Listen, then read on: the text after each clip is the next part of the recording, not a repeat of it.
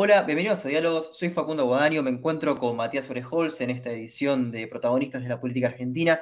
Nos encontramos con Federico Ramón Puerta, conocido en realidad como Ramón Puerta, político, ingeniero, empresario argentino, realmente exitoso empresario argentino, ex embajador de España, ex diputado, ex senador, pero más que nada ex presidente de la República Argentina. ¿Cómo estás, Ramón? Muy bien. Embajador en España, no de España. Embajador Embajador en en España. España. Cometemos siempre Argentina. ese error eh, semántico. No, es que no, ese pero error ya es la segunda lo- vez que lo cometemos. no, está bien. Muchas veces en el apuro uno dice eso, pero yo soy Federico Ramón Puerta, ex embajador argentino en España. Ahí está, ahí Bueno, está. muchas gracias por la presentación. Bueno, Gracias por la Ramón, con presentación. una carrera política tan variada, me interesa saber cómo empezó a interesarse por la política y Sí. bueno, antes de que responda, quiero contarle que yo soy misionero, soy de Posadas, así que bueno, después hablaremos de la querida provincia. Holtz, sí, sí, estaba mirando tu apellido, ¿eh? Suárez Holtz, está bien. Un gusto en verte. Y la pregunta tuya tiene dos vertientes. En mi familia, tanto por el lado de mi padre como de mi madre, la política estuvo siempre presente. Por lo tanto, en mi casa, desde muy chiquito, escuché hablar siempre de política. Cuando fui a la escuela, en el año 58, yo sabía que Frondizi era el presidente, que le había ganado la interna a Balbín. Es decir, con 6 años, yo estaba bien ilustrado de la política en ese momento. Esa es una vertiente, la de escuchar todos los días hablar de política en la mesa y en cualquier lugar de la casa. Ahora, en el año 68, el Mayo francés, ya me sorprende terminando la secundaria, en el 69, el Cordobazo, y me interesé mucho de esos dos fenómenos y ahí me involucré, yo diría, en lo ideológico. En aquellos tiempos había una fuerte preeminencia de una visión económica estatista, socializante. Bueno, eso hizo que cuando en los años 70 viene la apertura política con Morroy, ministro del Interior de la NUCE, yo me encolumno en la Juventud Peronista. En el 72 yo estaba militando en la Juventud Peronista, no en la tendencia, no en la tendencia, y eso hace que en el 73 yo pueda estar trabajando intensamente en la campaña de 1973. La campaña de Cámpora Solano Lima me sorprendió al frente de la Juventud Peronista en mi pueblo, en Apóstoles, y miembro de la Juventud Peronista de Misiones, no de la tendencia y no de la AAA. Es decir, navegamos en lo que fue el frente que ganó el 73 en Misiones, que era peronista frondicista.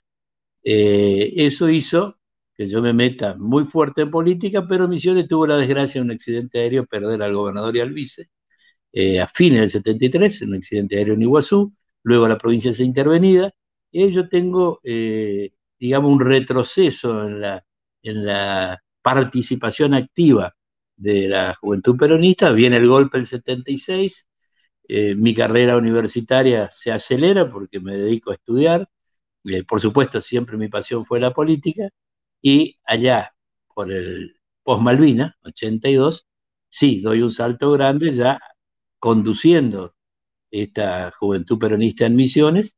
En el 83 perdemos las elecciones, en el 85 fui candidato a diputado nacional, perdimos la provincia, pero yo gané en mi pueblo, Apóstoles, que ni Perón en vida había podido ganar. En ese pueblo, frente a mi casa, vivía don Mario Lozada, gobernador de Misiones, y Marito, su hijo, que era senador, y a él lo tuve que enfrentar en el 87, él como candidato a gobernador, Julio Humada de Apóstol, candidato a gobernador, y yo llego a diputado nacional en el 87. A partir de ahí, fui 3 veces diputado nacional, una vez senador, presidente del Senado.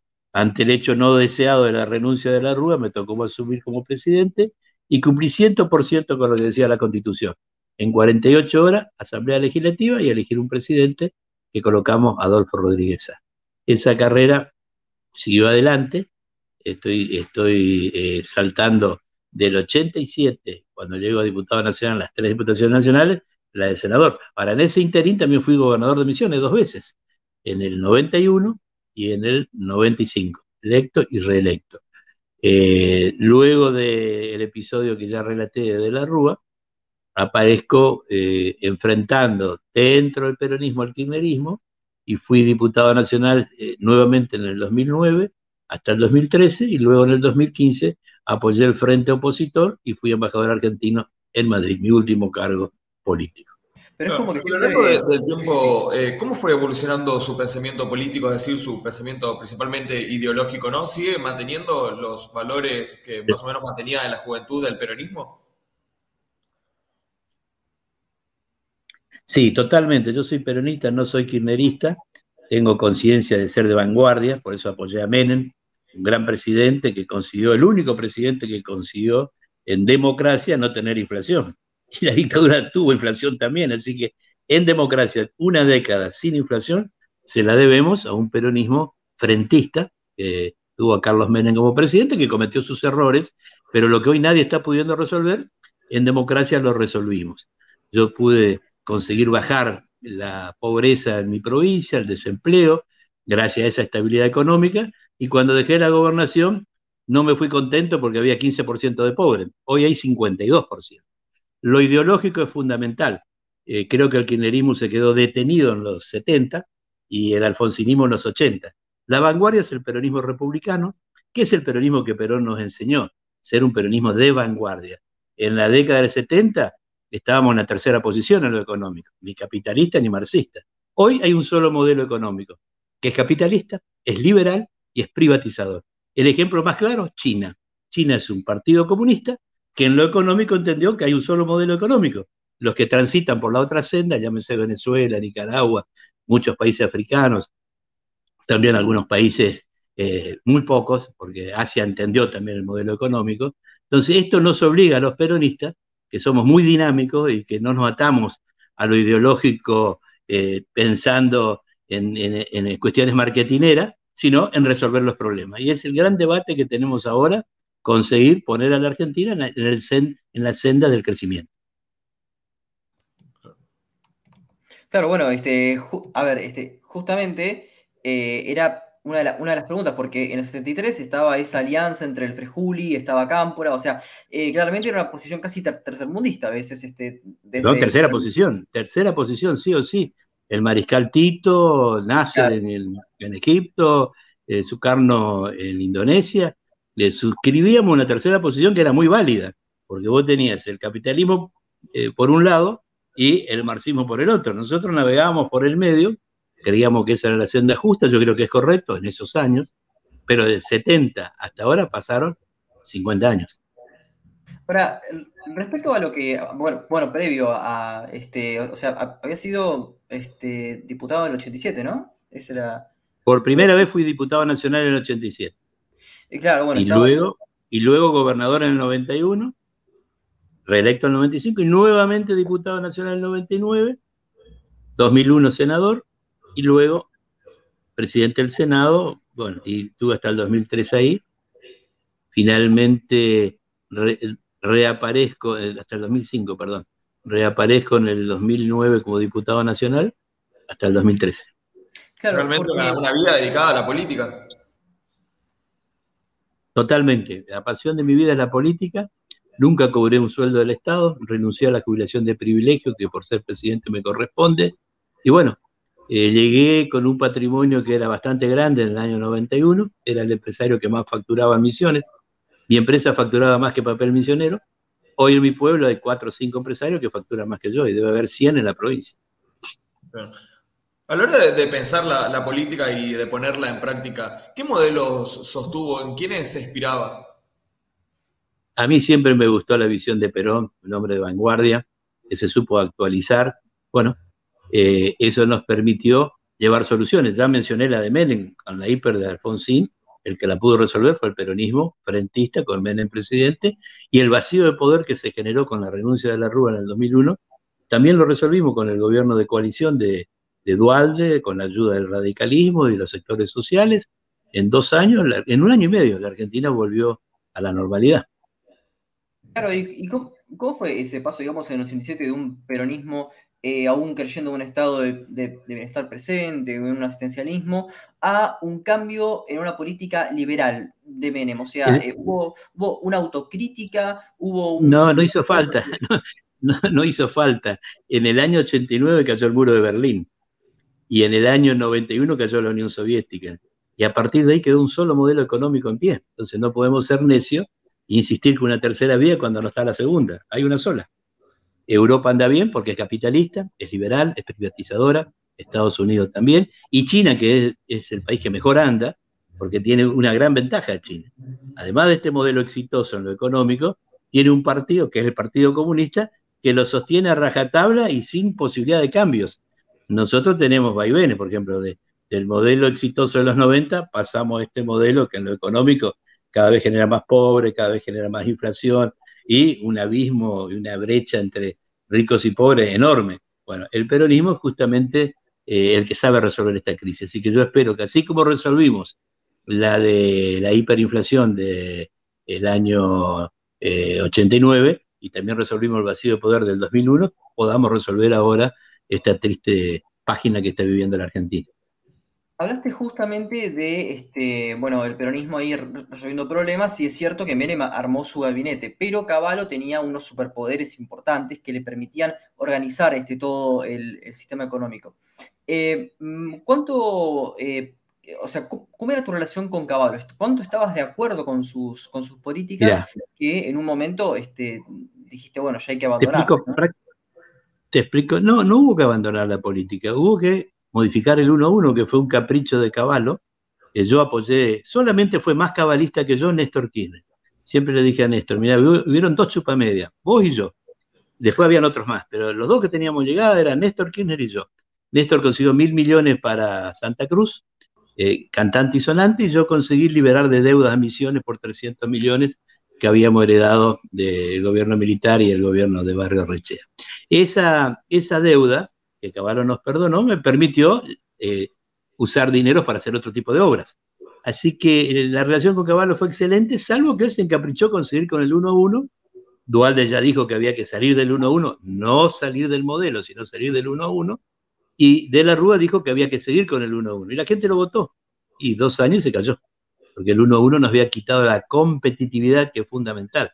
Nosotros tenemos que tener estabilidad económica, no hay que tener inflación, pero hay que tener una moneda que te permita competir. Hoy tenemos una moneda súper competitiva, pero no producimos nada, porque nos falta insumos, faltan cubiertas, faltan repuestos para los autos, porque estamos equivocando en el camino económico. Hay que estar en la vanguardia como lo hizo China. China murió Mao y se dejó de embromar con la economía del Estado, la economía marxista, y dijo, vamos a meterle por la única que anda, capitalista, liberal y privatizadora.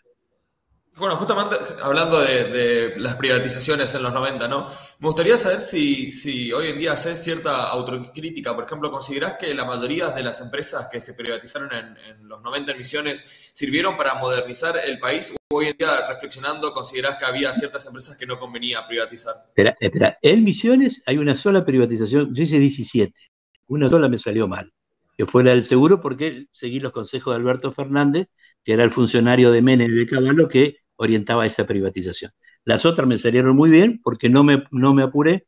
Hoy Papel Misionero, gracias a que la privaticé, produce 3 veces más. Puerto Rico es una ciudad vanguardia en cuanto a riqueza y a progreso, gracias a que esa empresa es privada. Cuando era del Estado tenía más empleados en Buenos Aires y en Posadas. Los amigos del gobierno estaban en Buenos Aires o estaban en Posadas, y los que trabajaban en Puerto Rico. Hoy Papel Misionero no tiene oficina en Posadas ni en Buenos Aires, tiene todos trabajando en Puerto Rico. Produce 3 veces más, tiene más empleados que antes, es vanguardia. Las cosas que no privaticé, como por ejemplo el ingenio azucarero de San Javier, quedó en manos de la provincia. Hoy produce de 10 millones de toneladas que producía cuando era una cooperativa. Cuando yo intenté privatizar, el sector cooperativo me pidió que no lo haga, lo escuché, le dije se van a fundir. Hoy produce 1 millón de kilos, es decir, 1.000 toneladas. Antes producía 10.000 toneladas. Hoy tiene empleados hasta en Apóstoles que no trabajan, son ñoquis. Eso es una empresa del Estado. Papel Misionero es una empresa privada. Ahí tenés el ejemplo bien clarito. Claro, y bueno, para refrescar la memoria de algunos, bueno, Alberto Fernández fue encargado de la superintendencia de seguros con Menem. ¿Qué Sí. es lo que te recomendó Con Menem y justamente? con Cavallo, fue brazo derecho de Cavallo. Claro, ¿y qué hablando es lo porque que ya te, tocamos el tema cabal. claro, qué es lo que te recomendó que salió mal? Bueno, me recomendó apurar la privatización y apuramos y lo hicimos con un solo oferente. Yo nunca privaticé algo si no había más de un oferente, para que haya competencia. La competencia es lo fundamental, porque el mercado es el determinante. Si vos tenés competencia, te vas a beneficiar. Si no tenés competencia, y bueno, o privatizaba o me lo cerraban al seguro. El banco que lo privaticé, hubo 3 oferentes y bueno, y salió bien. Porque es un banco que ya no se come la plata de los misioneros como era el Banco Provincia. El Banco Provincia le prestaba plata en cada pueblo al amigo del gerente y ese no devolvía.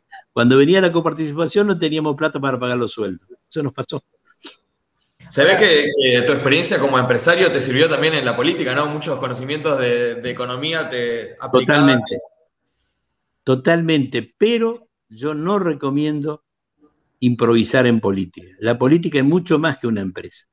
El político muchas veces seguía nada más que, sobre todo ahora está pasando mucho marketing. El marketing es importante en una campaña, o para vender un producto, o para vender una acción, pero la política es ciencia, arte y magia. Algunos tienen magia, Menem tenía magia. Bueno, hay otros que no tienen magia. Entonces, eso te lo da Dios, te lo da la naturaleza o te lo da la formación de tu vida. Arte, y bueno, el arte se va desarrollando con los años, por eso la política tiene que estar totalmente compuesta de viejos y jóvenes, no jóvenes solamente ni viejos solamente, es la simbiosis de la experiencia del viejo. Yo a mi hijo, con estas canas que tengo, le puedo decir, mira, no haga esto que yo hice y me salió mal, o caminar para este lado que cuando hice me salió bien. Eso es muy importante. Y hoy se está cayendo en la idea de que lo viejo no sirve. No, la democracia nace en Grecia con el Consejo de Ancianos. Entonces, la política es lo más importante después de Dios. Viene Dios y después viene la política. Ahora, hoy, ¿qué le pasa a la Argentina? Lamentablemente, no tenemos partidos políticos. El PRO es una formación nueva de muchachos con buena voluntad. El radicalismo es un partido más viejo que el nuestro, pero también con importantísimos dirigentes que están en el kirchnerismo. El kirchnerismo es el que conduce el país porque sacó más votos y tienen todo el derecho a hacerlo. Ahora, lo único que no son peronistas, no son radicales, son kirchneristas. Y bueno, está bien, son una fuerza transversal, no es un frente, porque un frente tiene varias cabezas. El kirchnerismo tiene una sola cabeza, que es Cristina. Entonces, entendamos que los problemas argentinos, si no hay partidos políticos y si no hay políticos, no lo vamos a poder resolver. Y hoy la sociedad odia al político. Lo peor que puede ser en Argentina en este momento es político. La gente habla mal de todos los políticos. Según la inmensa mayoría, y ahí el periodismo tiene mucha responsabilidad, todos los políticos son ladrones. Yo no soy ladrón. Y conozco Claro, mucha esa es gente que no es ladrón. la idea de campaña un poco de Javier Milei, ¿no? Claro, bueno, Milei de economía sabe, pero veo que se está equivocando, no quiere apoyar el acuerdo con el fondo. Es fundamental el acuerdo con el fondo.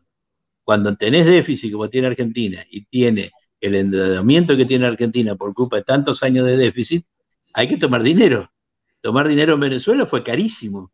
Tomar dinero del fondo es mucho más barato y es transparente. No aparece el avión de Antonini Wilson al otro día.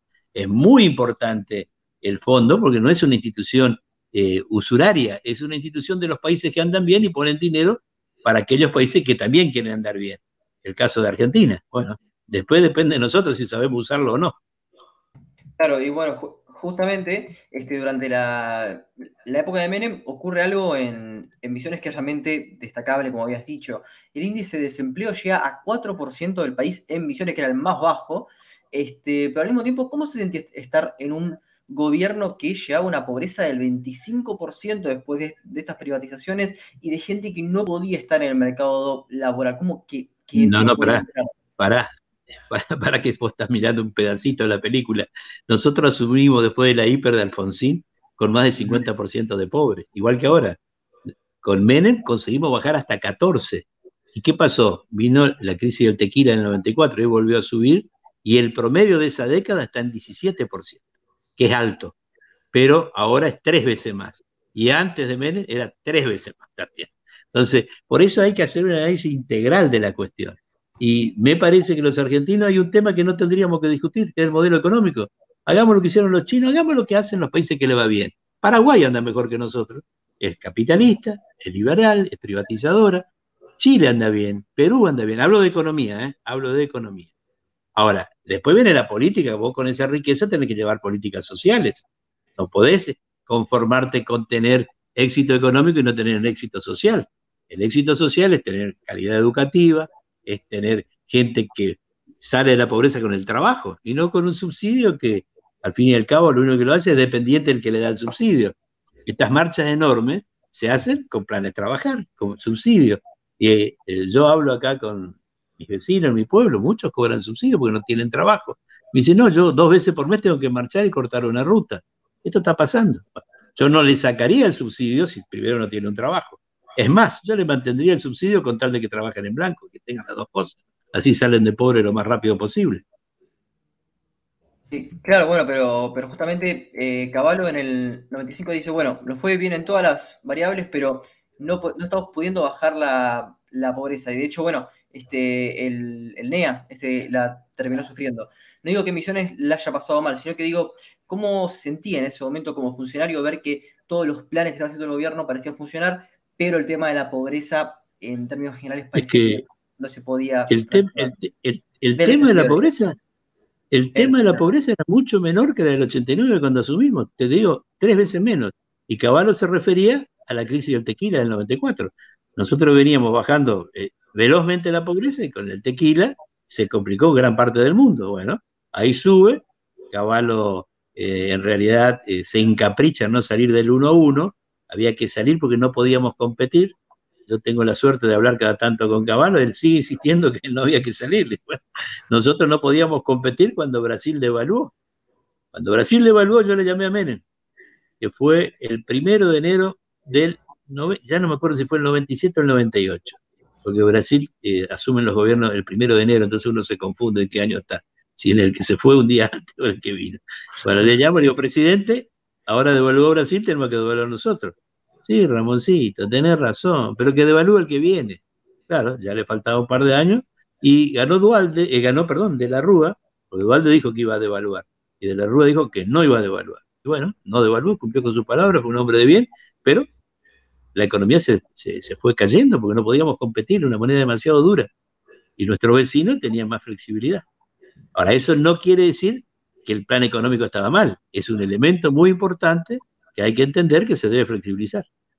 Claro, no, igual yo, en vez que pobreza, perdón, confundí, quise decir desempleo. Que el desempleo, vos estaba justo los retiros voluntarios, que era muy complicado que la gente ingrese al mercado laboral, básicamente porque el capital humano era muy bajo cuando las empresas demandaban capital humano Mira, alto, en ese sentido. depende. Yo en mi provincia bajé de 1.550 empleados que tenía el banco, y todos los estudios decían que con 500 alcanzaba. Yo exigí que el que ganara la licitación en la privatización, donde se presentaron 3 bancos, vuelvo a repetir, no baje de 750. Y a los otros 750 le ofrecí 3 cosas: o el retiro voluntario, o pasar a otra dependencia del Estado. Muchos se pudieron jubilar, pues ya estaban cercanos a la edad. Entonces, los que pasaron a otra dependencia del Estado, bueno, pasaron a otra dependencia. En renta ganaban más que en el banco. Ahora, los que tomaron retiro voluntario, hubo 2 resultados. Los que invirtieron en producir, por ejemplo, poner una remisera, poner un kiosco, distintos tipos de inversión. Esos generalmente anduvieron bien. Ahora, otros tomaron la decisión de ese dinero irse con la novia de paseo y se lo gastaron. Entonces a la vuelta venía, che, Ramoncito, no me conseguí un laburo. ¿Y qué te iba a conseguir? No hay. El Estado no es una fuente para salir de la vagancia. El sector privado te puede tomar o no. Algunos terminaron en el sector privado. Entonces, el esquema privatizador no significa desempleo necesariamente. Los sectores laborales que apoyaron las privatizaciones, por ejemplo, aerolíneas. Aerolíneas pierde 600 millones de dólares ahora y los aviones no se hacen mantenimiento. El otro día casi cayó un avión en Córdoba. Eso es porque no se hace mantenimiento y tiene una dotación de empleados demasiado alta, y en manos privadas no estaría perdiendo plata y esa gente estaría ubicada en otro lugar. Esta es una realidad.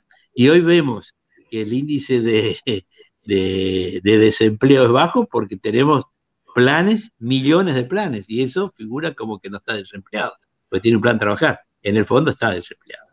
Claro, y yo decía, ¿no? Digamos, cuando ocurre este tema de los tiros voluntarios, ¿no? El tema de los kioscos, yo sé que los tiempos eran cortos, pero no hay una visión de poder diversificar, porque, o sea, el modelo era ir a ventajas comparativas con productos que no requieran demasiada elaboración como para poder competir. Entonces, siento que Misiones se compone por exportaciones forestales, té, yerba mate, tabaco, cereales. No había Crecimos todo eso, claro, crecimos pero todo eso no con había la una idea de privatización de... poder diversificar en vez de ir Sí, sí, lógico, lógico. Yo conseguí que, por ejemplo, el turismo llegue a Misiones con una fuerza enorme. Antes de mi gobierno, Iguazú no tenía agua, Iguazú no tenía luz y los hoteles no podían prender el aire acondicionado porque no había potencia. Nosotros mandamos las líneas de alta tensión hasta Iguazú y el turismo explotó.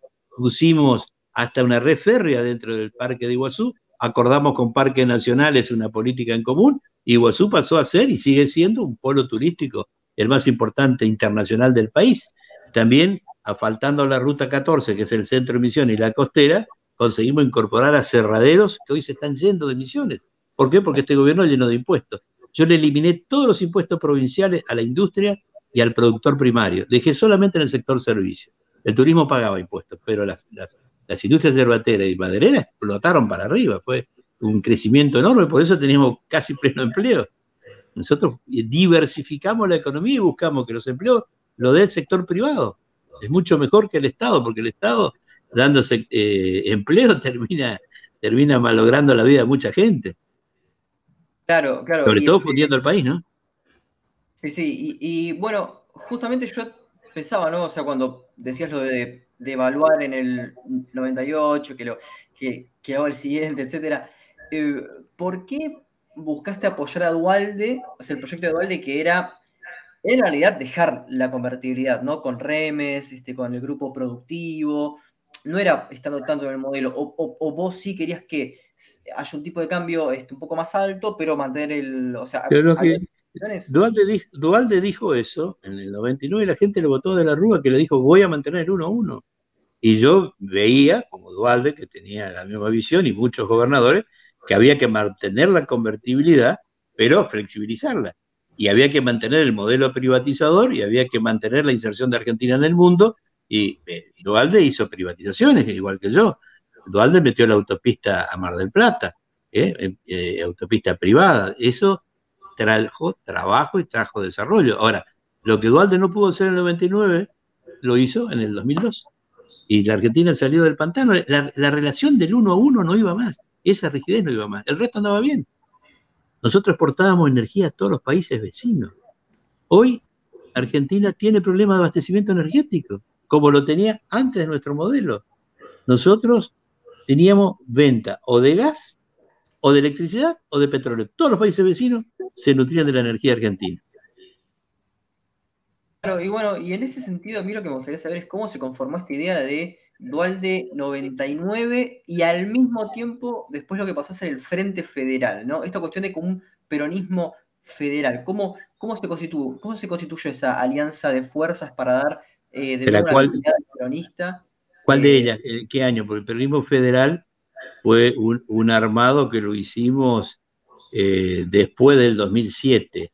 Pues Dualde pone a Néstor Kirchner de candidato, un terrible error. En el Congreso de Lanús aprueban un esquema de neolemas, donde el peronismo tuvo 3 candidatos. No se sumaban los votos, eran todos separados. El radicalismo estaba prácticamente desintegrado y con 22% de los votos Néstor Kirchner fue presidente sin la segunda vuelta. Y Menem no llegó a 30. Y Rodríguez Sá anduvo por 14, 15, y el otro candidato era López Murphy, entonces estaba todo atomizado. Bueno, eso ocurrió entre el 2003 hasta el 2007. En el 2007 nosotros enfrentamos con el peronismo federal, que se llamó Unión Popular, y Duhalde era candidato a presidente y perdimos.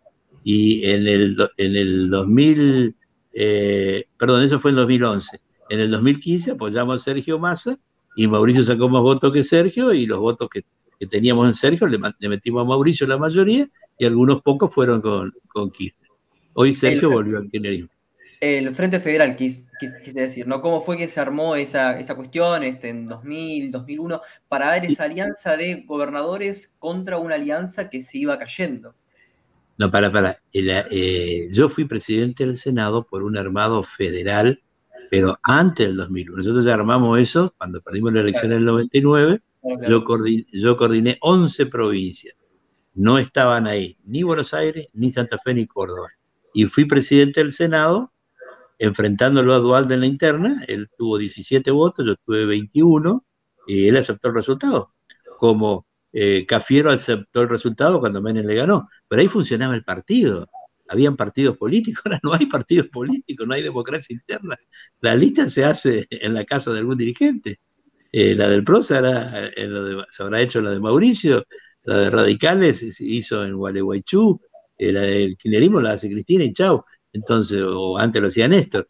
Antes del 2001 existían los partidos políticos interna. En la interna, Menem por un lado, Cafiero por el otro, votamos 3 millones de argentinos, yo apoyé a Cafiero, y Menem nos ganó. Y bueno, el otro día me columné detrás del que ganó, porque era algo transparente, democracia. Claro, me gustaría ir al 2001, ¿no? Este año tan especial para la historia argentina, y me gustaría que nos cuente personal y anecdóticamente cómo vivió esos días en los que le tocó ser presidente de la nación. ¿Cómo recuerda esos agitados días?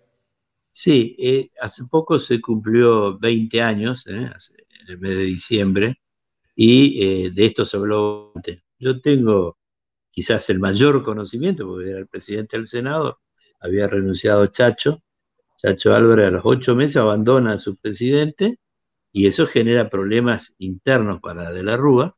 El Partido Radical fue tomando distancia con De la Rúa. Me hace acordar cuando Cristina ahora toma distancia de Alberto.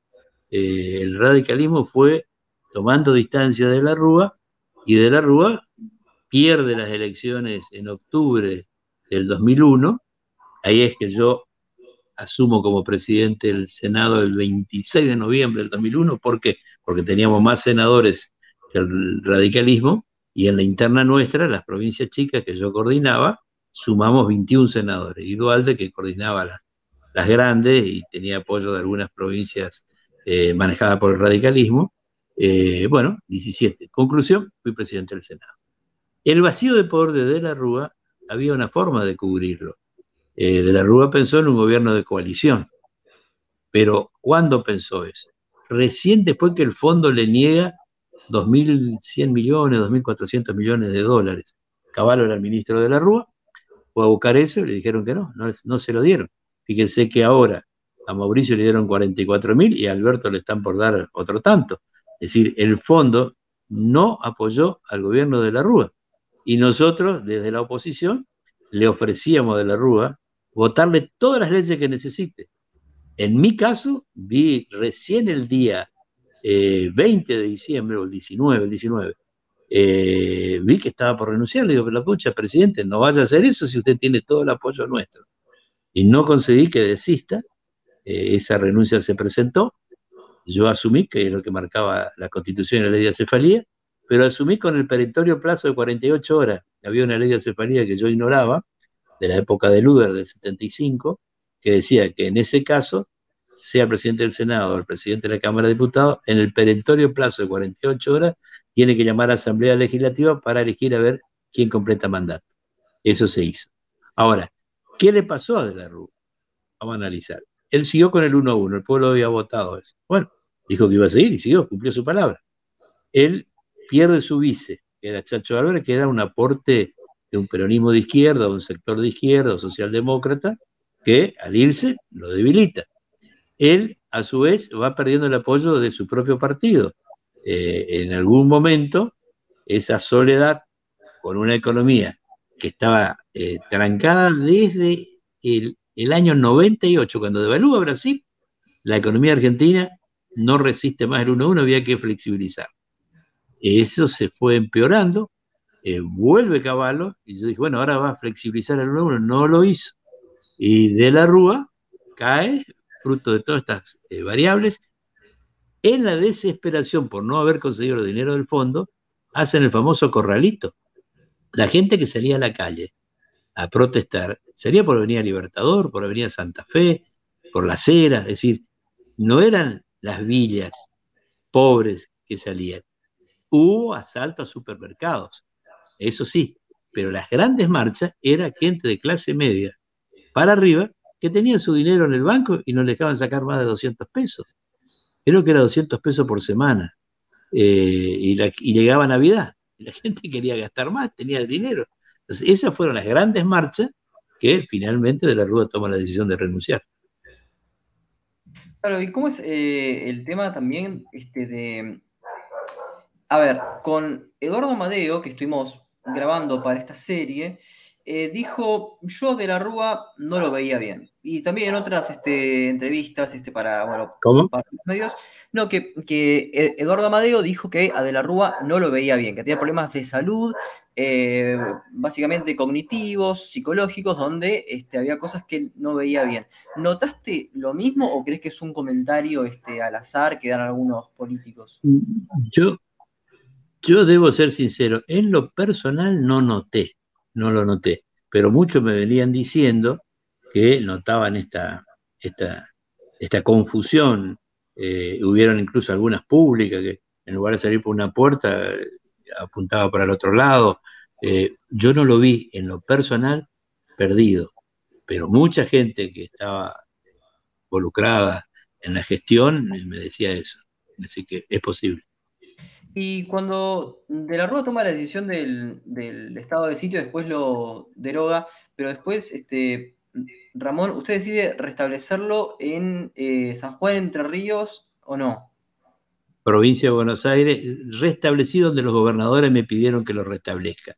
¿Cómo Provincia fue? de Buenos Aires, bueno, De la Rúa pone el estado de sitio en todo el país y renuncia. El día que renuncia, levanta el estado de sitio y yo asumo y varios gobernadores, 3, 4, no más, pero sobre todo el de Buenos Aires me llamó la atención, creo que fue Tucumán también, Santa Fe, me piden que lo ponga porque no podían contener el descontento. Lo pongo y antes de dejar mi mandato, el de Buenos Aires lo levanté, porque el gobernador me dijo, no, mira, ya se tranquilizó después de las declaraciones, la gente vio que ahora el peronismo va a conducir, esto se tranquilizó. Bueno, perfecto, lo levanté y pudo salir campeón Racing. El partido de Racing con Vélez Sarsfield, por el estado de sitio no se podía jugar. Jugaron y Racing después del año 66 vuelve a ser campeón en el 2001.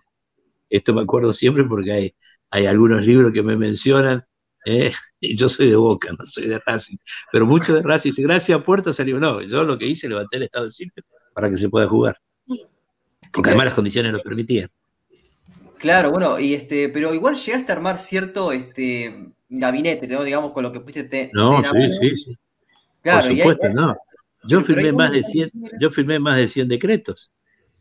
Si yo fui presidente, claro. No electo por él, yo siempre le digo, yo fui presidente y no fui candidato a presidente, quiero ser candidato a presidente alguna vez.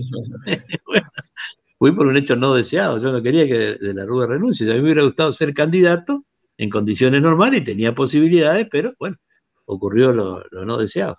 Pero ¿cómo es ese armado, por ejemplo, que estuvo Humberto Schiavone, que es el titular del... Jefe de gabinete. Mi jefe de gabinete fue también Humberto Schiavone. Capitanich, ¿no? O sea, que es un ministro de... ¿Cómo? No, pero vos tenés que ir época por época. El gobierno que yo encabecé era un gobierno peronista. Humberto Schiavone había sido mi ministro en Misiones. Humberto Schiavone estaba afiliado al peronismo. Venía del frondicismo. Tanto el padre de él como mi padre eran frondicistas. Yo siempre fui peronista. Humberto da un salto cualitativo, siempre le dije, y en ese gabinete Miguel Ángel Thomas fue ministro de Defensa y ministro del Interior. Mi ministro de Economía fue el santafesino Lamberto. Y pudimos firmar decretos que permitieron encauzar rápidamente en la normalidad. Pararon las marchas, que volvieron a aparecer cuando lamentablemente Adolfo Rodríguez Sá, cuando asume, yo tomé una decisión de, al levantar el corralito, pedirle al fondo la autorización de poder girar LECOP, bonos que tenían una aceptación buenísima. Firmé un decreto para hacer, yo ya no me acuerdo si 2.000 o 3.000 millones de pesos en LECOP para poder pagar sueldo y aguinaldo a fin de mes, porque dije, si no va a volver a pasar lo que ya pasó con De la Rúa.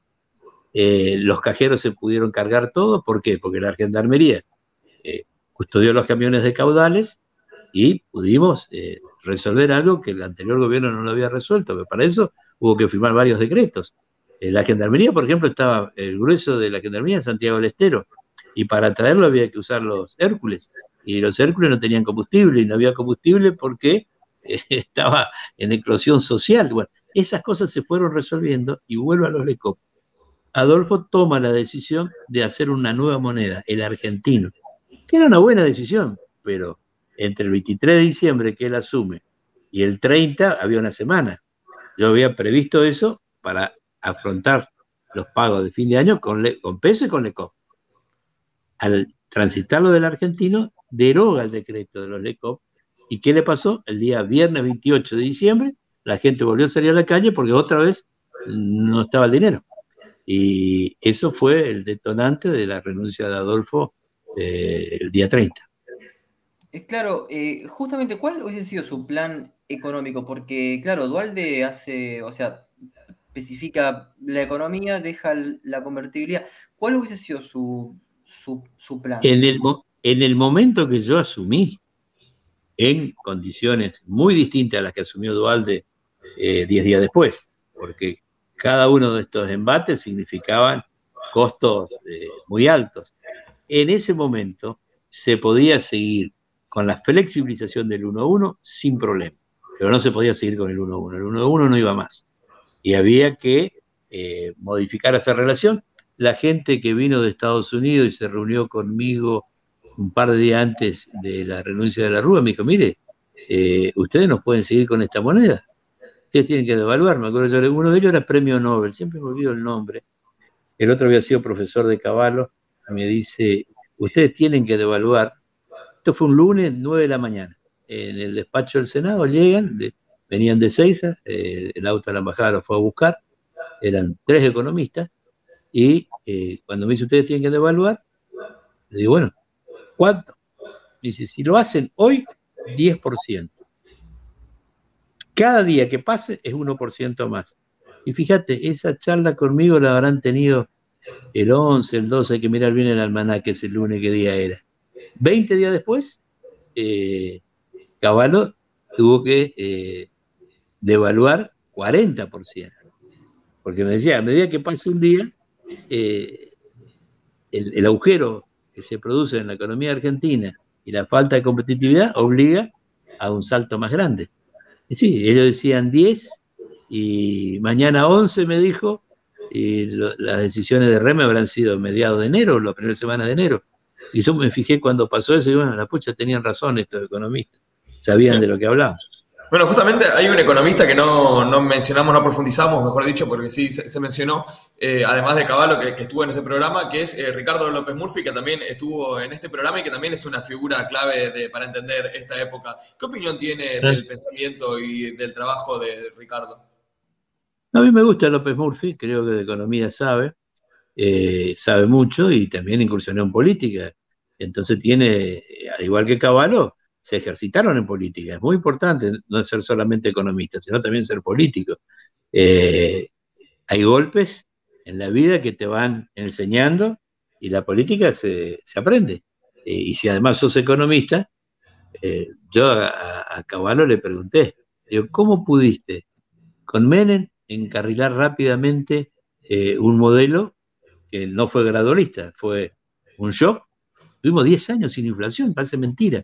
Solamente en la historia moderna de la Argentina, que nace después del año 30, hay una década sin inflación, que es la del 90. Y después con De la Rúa no pudiste hacer. Bueno, me dice, el peronismo procede de una manera y el radicalismo procede de otra. Entonces, a veces la meditación, el análisis del radicalismo es muy bueno y sirve, pero en un momento de emergencia hay que tener la velocidad que tiene el peronismo. Entonces, por eso es muy importante este frente opositor que hoy existe, con los dos grandes partidos y viejos partidos, radicales y peronistas. Me refiero a Juntos, ¿no? Y también nuevos partidos. Y esa es la síntesis que la Argentina va a tener que tener, experiencia y juventud, y no capricharnos en que las soluciones son setentistas o ochentistas. No, eso ya pasó, pudo haber sido en su momento, ahora ya no lo es. Ahora, justamente Eduardo Amadeo compartía con Graciela Fernández Mejide un miedo que decía, tengo miedo de levantarme a la mañana. En su en su poco tiempo como presidente, ¿tenía ese miedo, digamos, de levantarse a la mañana y que estén los No, sindicalistas, que haya ese problema? ¿Cómo era manejar los nervios en ese... no, para nada, ningún problema, porque cuando uno está convencido de lo que hace, además, le vuelvo a repetir, el 2001 era bastante fácil. Habían instituciones, las instituciones en Argentina funcionaban, algunas a la perfección y otras no tanto, pero todas funcionaban. Habían partidos políticos, los políticos éramos creíbles, entonces se tomaban decisiones en la medida que estés bien asesorado, correcta, y si estabas mal asesorado, incorrecta. Yo hice una conferencia de prensa el día que asumí, que duró 2 horas, y llegó un momento que ya nadie más tenía nada para preguntar. ¿Por qué? Porque teníamos bien claro el momento que se vivía. Yo, supuesto, preocupación sentí, eh, pero ahora estoy mucho más preocupado que en el 2001. Hoy el momento es mucho más difícil. ¿Considera que se viene o que posiblemente se puede llegar a venir una crisis similar con el gobierno de Alberto Fernández? No, espera, vamos a poner las cosas en claro. La crisis ahora es mucho mayor. Hay más inflación, hay más pobreza, hay una brecha entre eh, oficialismo y oposición que antes no había. Prácticamente no hay diálogo. Presentan un proyecto para tomar dinero en el fondo, que es un dinero importante recibirlo, necesitan el voto de la oposición y toda la introducción cuando va el proyecto de ley es nada más que hablar mal del anterior presidente. Acusaciones de todo tipo y necesitan el voto de ese sector. Yo nunca vi una ceguera, una torpeza de ese tamaño. Necesitamos el apoyo de aquellos países que andan bien y nuestro presidente va y se abraza con Putin, que hoy invade una nación como es Ucrania. Entonces, esto es más difícil por el capricho de ir por una senda llena de espinas, cuando hay otra senda mucho más tranquila. Claro, ya que estamos en temas de actualidad, me interesa saber cómo ve hoy en día Misiones. Seguro que viaja periódicamente, ¿no? A la Yo provincia. vivo, Ah, yo vivo ¿vive en Misiones. actualmente? Yo vivo acá, estamos en Apóstoles. Yo vivo en Ah, Misiones y viajo toda la semana, un par de días a Buenos Aires. A veces hay una semana que no viajo. Y por ahí, esta semana, mañana me voy a ir para allá, pero con la ley que se va a tratar el jueves. Ahí recién vi que me están llamando por teléfono. Bueno, por eso voy a tener que. pensé que era al en- revés, que vivían en Buenos Aires y que tenían... na- yo nunca viví en otro lugar que no sea en Carlos Pellegrini 244 Apóstoles Misiones. Incluso cuando fui gobernador no viví en Posada, viví en Apóstoles y en 40 minutos estaba en la gobernación. A la tarde me iba a la residencia y terminaba con una cena de trabajo siempre y volvía a Apóstoles. El otro día a las 7:30 de la mañana salía para Posada y la primera audiencia era a las 8:30. Siempre vivía en el mismo lugar. Pues yo ¿Y vivo en mi cómo la trabajo, ve a que es Misiones hacer hoy la en día? muy mal, esta barrera impositiva que tiene Misiones con la Argentina, que es inconstitucional, nos está dejando sin aserraderos. Más de 200 aserraderos se fueron. Virasoro hoy tiene 80.000 habitantes, antes tenía la mitad de lo que tiene Apóstoles, otro está llegando a 40. Virasoro tenía 3 aserraderos, ahora tiene 80.